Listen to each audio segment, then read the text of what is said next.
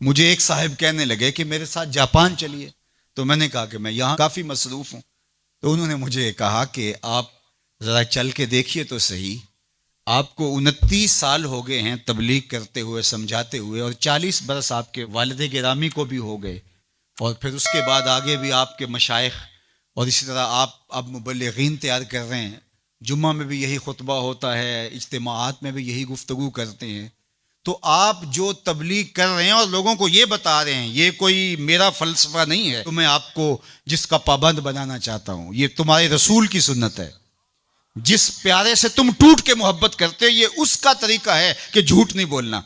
कहा समझा समझा के 29 साल जिस कौम को हो गए हैं, आप जापान में देखिए वो कर रहे हैं, और नई अकदार को दरियाफ्त करने के लिए आगे बढ़ रहे हैं। ये तो कर चुके हैं, वो किसी से दगा नहीं करते, झूठ नहीं बोलते, किसी से फराड नहीं करते। उनको किसी मजहब ने नहीं ये बताया, उनकी माँ की गोद से तरबियत मिली कि झूठ नहीं बोलना। उसकी माँ की गोद से तरबियत मिली किसी से धोखा नहीं करना, किसी से फराड नहीं करना। क्या हमारी माएँ जो हुजूर पर दरूद पढ़ना सिखाती हैं, ये क्यों नहीं सिखाती हैं कि किसी से फराड नहीं करना है, किसी से धोखा नहीं करना है? हम क्या मिंबरो मेहराब से सारी जिंदगी अब इसी मिशन पे लगे रहेंगे कि ये नहीं करना, और दुनिया को तस्खीर करने का ख्वाब शर्मिंदा ताबीर रह जाएगा? यार, जब बच्चा होता है कच्ची क्लास के अंदर, तो उसको पूरने डाल के दिए जाते हैं, आपको अगर याद हो तो, और उसके ऊपर वो लफ्ज लिखता है, और वो मैट्रिक तक चला जाए, अभी तक पूरने ही जो है उसको डाल के देने पड़े, तो फिर वो किस तरह मास्टर करेगा? यार, अभी तक हम सच बोलने के आदी नहीं हुए। पूरी कायनात के अंदर मोहम्मद अरबी का दीन कैसे पहुंचाएंगे हम कैसे पहुंचाएंगे? दुनिया कहां से कहां चली गई और हम कहां खड़े हैं? अकबर अलाहाबादी ने कहा था, मिस पे है अपनी नजर और सीम उनके हाथ में। हम अभी तांबे को देख रहे हैं और वो चांदी भी उठा के ले गए। अब वो कायनात को तस्सीर करने जा रहे हैं, और हमारा भी ये मरहला तय नहीं हुआ कि हमसाए को तंग नहीं करना चाहिए, हमारा ये मरहला तय नहीं हुआ कि किसी को तकलीफ नहीं देनी चाहिए। इंसानी सोसाइटी, इंसानी मुआशरत के खदो खाल हैं वाज़े, और इस्लाम ना भी हो तो कुफर के मुआशरों के अंदर भी ये पाया जा रहा है कि हमसाए को तकलीफ नहीं देनी, किसी को दुख नहीं देना, फराड नहीं करना, झूठ नहीं बोलना, 2 नंबर चीज़ नहीं बेचनी। और हम क्या हैं? हम तो दवाइयों के अंदर भी मिलावट कर लेते हैं, और मुसलमान हम हैं। जैसे हम आशिक रसूल ऐसे ज़माने में कोई नहीं, और जो जान बचाने वाली दवाइयां हैं उनके अंदर भी हम मिलावट करते हैं। हमें शर्म आनी चाहिए। हम खड़े कहाँ हैं?